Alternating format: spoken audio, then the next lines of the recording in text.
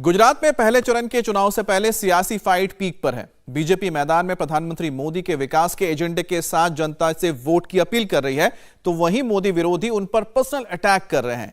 कोई औकात दिखाने की बात करता है तो कोई उनकी मां के लिए अब शब्दों तक का इस्तेमाल कर रहा है। अब गुजरात की जनता सब देख रही है और अच्छे से समझ भी रही है। तो गुजरात के सियासी दंगल में किसका मंगल होगा, इस पर देखिए ये खास रिपोर्ट। केजरीवाल अपनी सभाओं में तो भीड़ जुटा रहे हैं, लेकिन जिस चेहरे को उन्होंने गुजरात के मैदान में उतारा है, उनका खाली सड़क पर अकेले रोड शो निकालने वाला वीडियो तेजी से सोशल मीडिया पर फैल रहा है। तो क्या इसीलिए भाईजान को भी अंदाजा लग गया है कि गुजरात में आपकी नाव डूबने वाली है? यहाँ पर भी दिल्ली का रिचार्ज कर दो, कोई बात नहीं, कौन रोक रहा है आपको? क्या रिचार्ज है क्या? मैं आपको हर भाषण में सुन रहा हूँ रिचार्ज, दिल्ली का छोटा रिचार्ज। लंबी बहस हो जाएगी, टाइम खराब होगा। नहीं समय है, नहीं और बड़ा फैक्टर है। नहीं, जनता समझ रही है, जो मुस्कुरा रही है, देखिए ये समझ चुकी, आप नहीं समझे। ये अपने घर में जो 2 एक्स्ट्रा बेडरूम है, उसमें होम स्टे बिजनेस करके महीने का 60,000 कमा रहे हैं। आपको भी ये करना है तो फ्रीडम ऐप को अभी डाउनलोड कीजिए। चलिए आप भी मुस्कुरा। मैं समझ गया, लेकिन वो मैं कहूं आप उनको छोटा रिचार्ज कह सकते हैं, मैं थोड़ी कह सकता हूं। आप मत कहिए ना, हम कह रहे हैं, आप कहां कह रहे हैं? तो छोटा रिचार्ज का मतलब क्या? रिचार्ज भी छोटा ना बड़ा? छोटा कैसे? अरे भाई वो बड़ा तो बीजेपी है, छोटा है। जो दिल्ली के मुख्यमंत्री हैं, ये 2013 के नरेंद्र मोदी हैं अभी फिल वक्त, ये उन्हीं के नक्शे कदम पर चल रहे हैं। नहीं, इन्होंने ये तो टोपी खूब लगाते हैं, मोदी जी ने टोपी कभी नहीं लगाई। हाँ, इन्हें टोपी ये हम पे पहनाते हैं, मोदी जी पहनते नहीं है, ये टोपी पहना देते हैं हम पे। बैरिस्टर ओवैसी भी इस बार गुजरात में एक बड़े प्लेयर हैं। अब तक उनकी सारी चुनावी तकरीरों का सिंगल पॉइंट एजेंडा हिंदू मुसलमान ही रहा है। कभी मुसलमान खतरे में है का नैरेटिव, तो कभी एंटी मोदी नैरेटिव।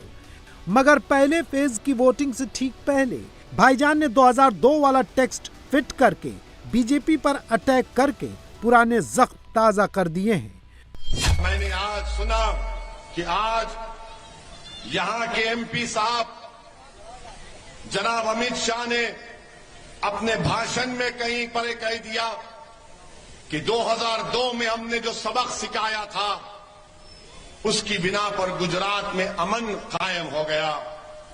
मैं इस इलाके के एमपी से कहना चाहूंगा, भारत के होम मिनिस्टर से कहना चाहूंगा कि आपने 2002 में जो सबक सिखाया, वो सबक ये था कि बिल्किस को रेप करने वालों को आप छोड़ेंगे।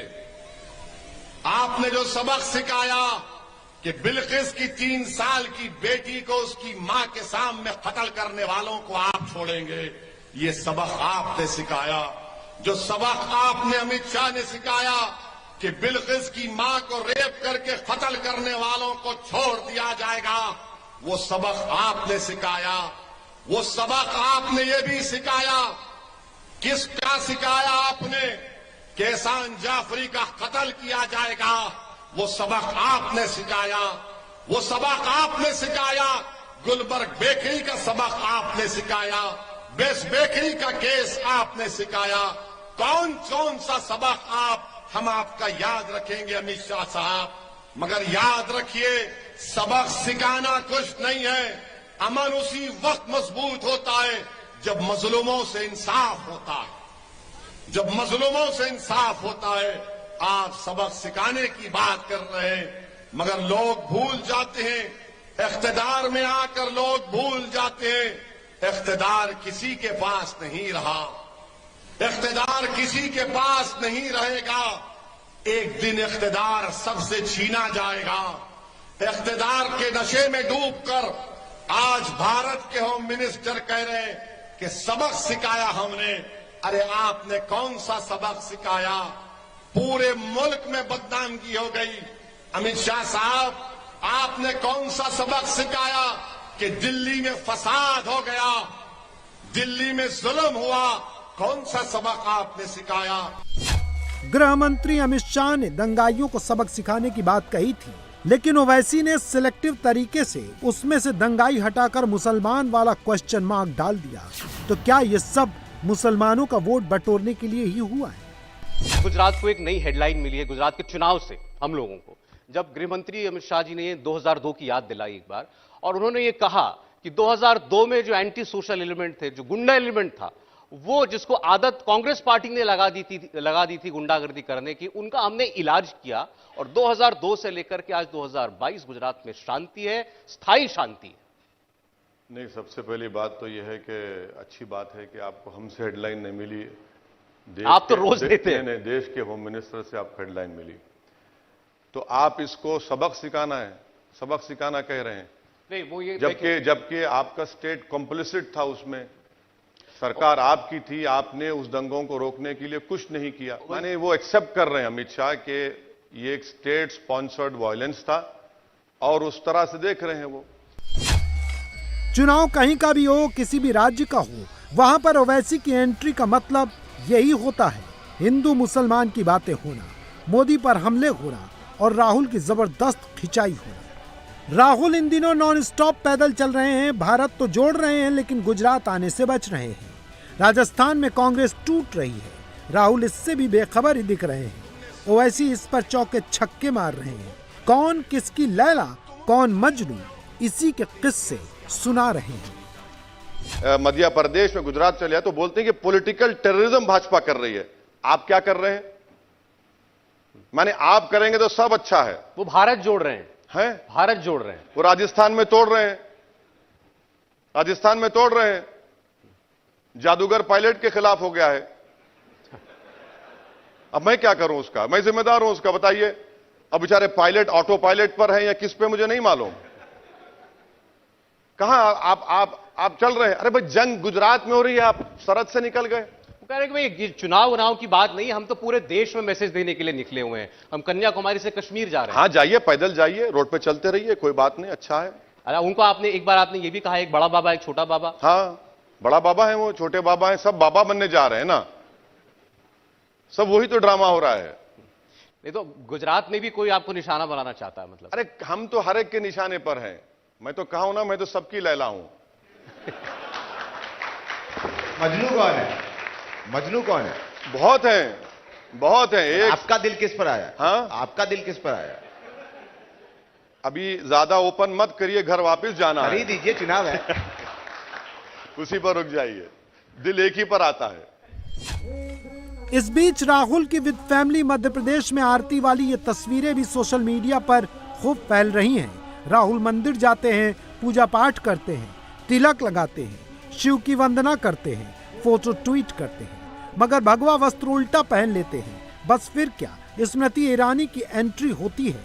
असली हिंदू नकली हिंदू पर एक और बहस छिड़ जाती है। राहुल गांधी अगर मंदिर में पूजा कर रहे हैं तो स्मृति ईरानी को इससे क्यों परेशानी? मुझे कोई परहेज नहीं है।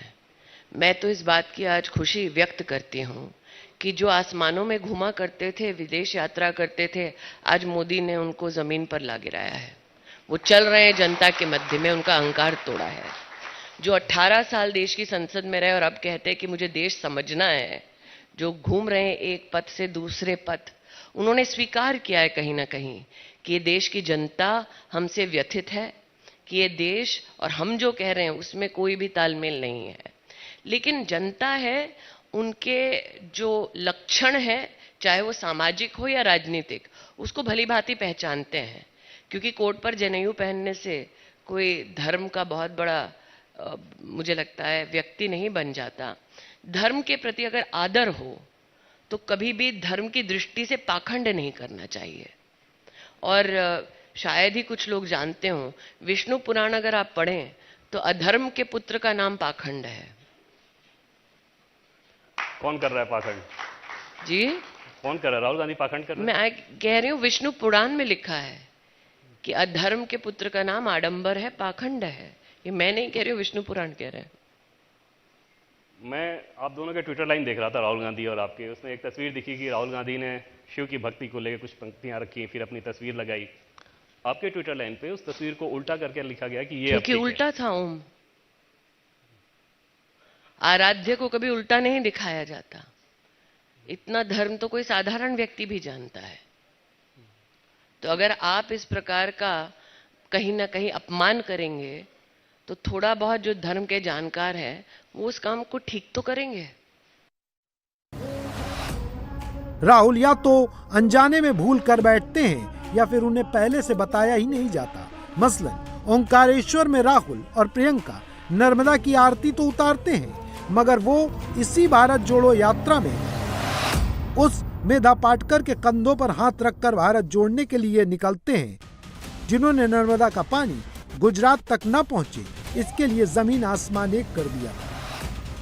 राहुल उस भट्ट परिवार के सदस्यों के साथ पैदल मार्च में शामिल होते हैं, जिनके परिवार पर मुंबई हमलों के मास्टरमाइंड से जुड़े होने के आरोप लग चुके हैं। कहीं ना कहीं हास्यास्पद है कि जो व्यक्ति आज जय नर्मदे की बात करता है, उसी व्यक्ति और उसी पार्टी ने गुजरात को नर्मदा के पुण्य पानी से वर्षों तक वंचित रखा। आज नर्मदा मैया की उनको याद आई है। जब मेधा पाटकर जी के साथ घूम रहे थे यात्रा में, तब उन्होंने याद नहीं किया, तब स्मरण नहीं था कि कैसे गुजरात के इतने गांव, इतने परिवार जो चाहते थे कि वो पानी उनके घर तक पहुंचे, पीने के लिए, जीवन के निर्वहन के लिए, उनको पानी से वंचित किया। इससे बड़ा अधर्म कोई नहीं हो सकता। तो मुझे तो खुशी है कि जिस कांग्रेस के नेता ने, और ये आप प्रेस में देख लीजिए, आपको इंटरनेट पे बहुत सारी चीजें मिल जाएंगी, 3 लोगों को हर हर महादेव बोलने के लिए राहुल जी ने निष्कासित कराया था, हिंदुओं को आतंकवादी कहा था, आज आरती कर रहे हैं।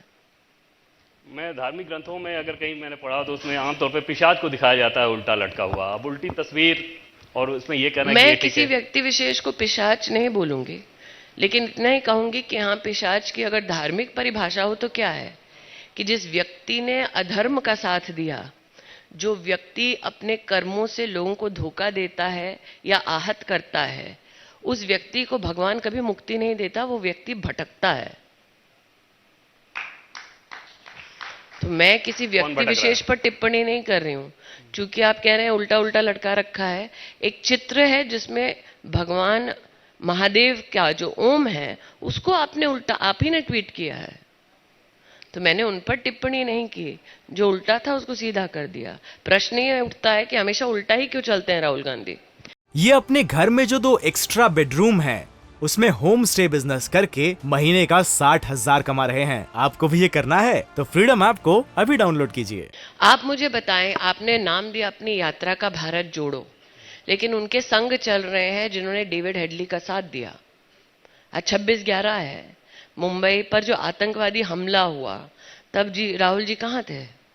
मुंबई पर जब आतंकवादी हमला हुआ तब यूपीए की सरकार का कितनी जल्दी रिएक्टिव एक सपोर्ट वहां पर मिला, कितनी देर तक एनएसजी के लिए इंतजार करना पड़ा, कोई भूला नहीं है। मेरे भी कुछ परिजन वहां थे। तो अगर आज विशेष भारत जोड़ो यात्रा की दृष्टि से आज का दिन देखें तो ये कैसी यात्रा है जिसमें आप डेविड हेडली के समर्थकों के साथ यात्रा निकाल रहे हैं?